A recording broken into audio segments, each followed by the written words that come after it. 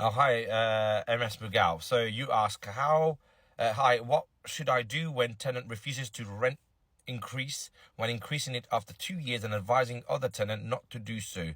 It's a multi-let, so it's a HMO.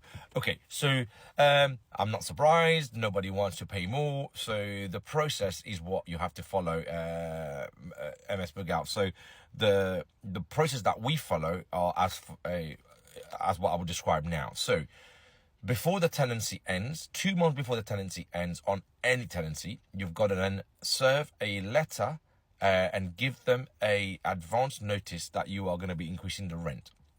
There are specific forms you can use. You can Google rent increase form. If you're an NRLA member, you can get that for free on their website.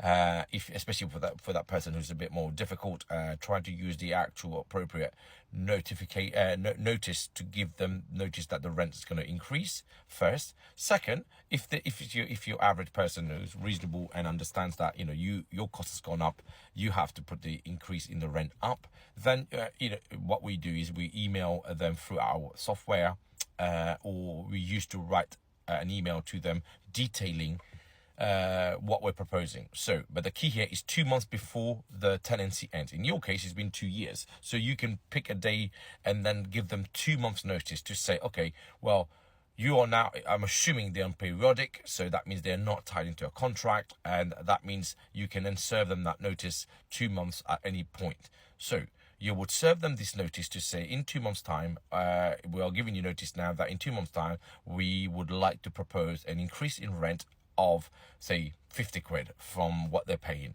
And the reason why, and I think it's really important that I tell my staff to always do this, is to give people a reason. People don't want to do things unless they are given a rational reason. It doesn't mean they still want to do it, but at least they understand there's a reason why.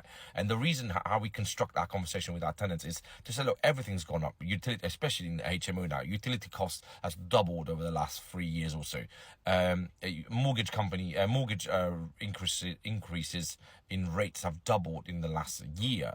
There's also the market forces. So you've got prices rising everywhere, and what we tend to do is to look at least two comparables, whether it's a 1-bedroom flat or 4-bedroom house. We'll look at a couple of comparables to say, look, we're proposing this increase in rent because in the local area, this is what the average rent is, and this is what we're proposing to be in line with market rent.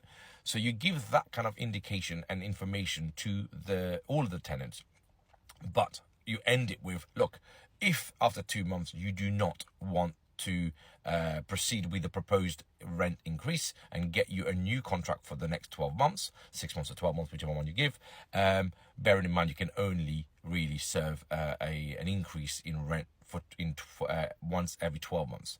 So if you are not, this is to the letter, if you are not willing to agree to the new terms and the new rent, then this is your section 21 notice that is also attached to this increase proposal, that in 2 months' time we would like to have the room, the house, the flat back empty. So that's the process that I would say you should follow.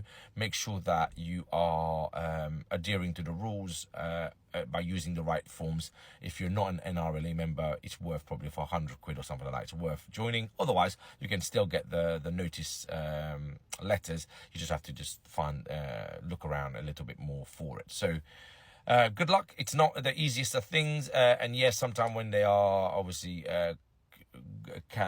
corralling other people to not agree to the terms that you're proposing, but ultimately this is a business that we run. Yes, it happens to be in a house, but ultimately if you can't increase your cost as a business, your customers will unwilling to pay, then you need to find new customers. So that's as easy as you need to look at it. Just follow the process. Good luck and let us know how it goes.